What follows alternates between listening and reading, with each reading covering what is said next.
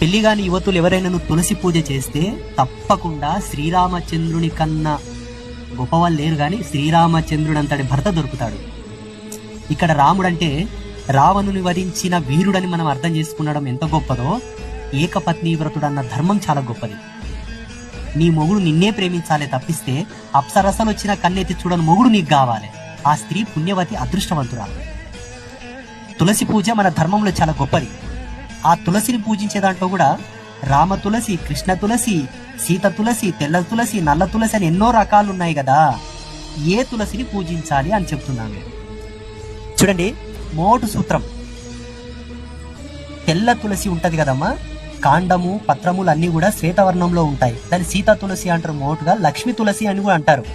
ఆ తులసిని మాత్రమే ఇళ్లలో పూజలు చేయాలి.